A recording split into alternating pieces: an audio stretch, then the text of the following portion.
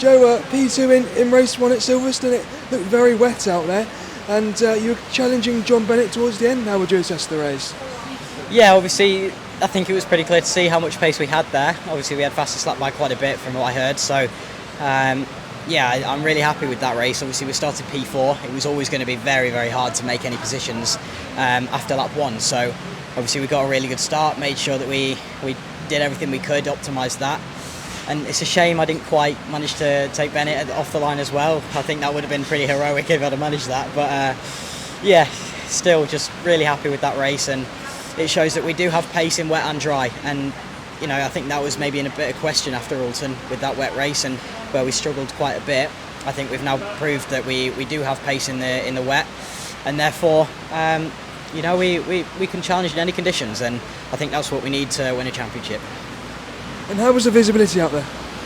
Awful, even quite honest. The visibility was shocking. You know, you can't see anything when you're behind another car, and that's what makes it so hard to challenge these guys. You know, you've got such awful conditions. You can't even see the corner when you're turning into it. So you've just got to assume that it's still in the right place, and you just turn in and hope. So yeah, I think we did a good job. Obviously, I dropped 2 seconds back, which is when I could then start to figure out where the grip was, things like that.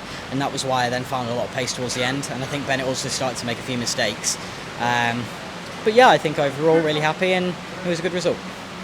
And where was the grip out there? Was it all about you know, keeping off the rubber and things like that?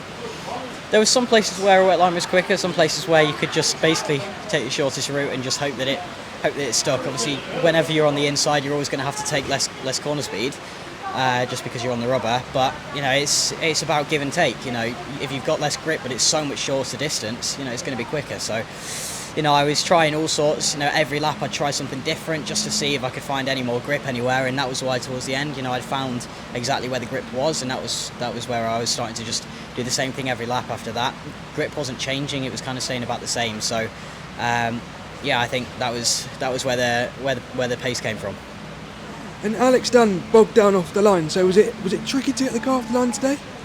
Not for me. I had quite a good start.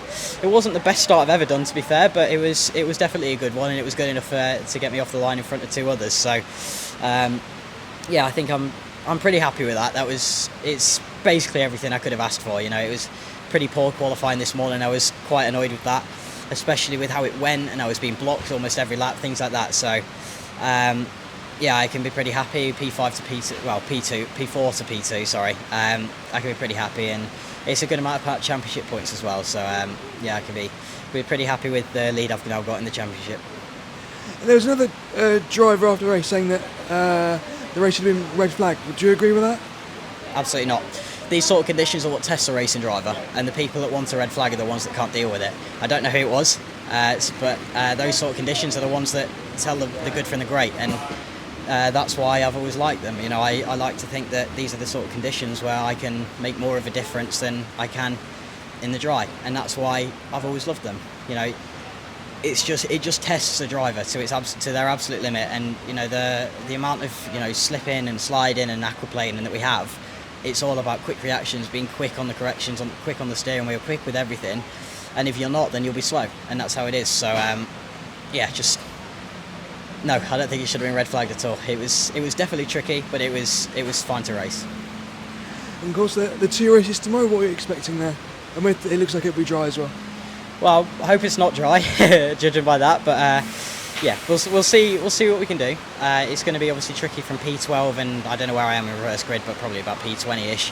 So you know, we'll see what we can do. You know, it's not an easy race to make positions, but if you're going to make positions anywhere, it'll be here. So, you know, I've just got to try and pick them off one by one and see where we can get to.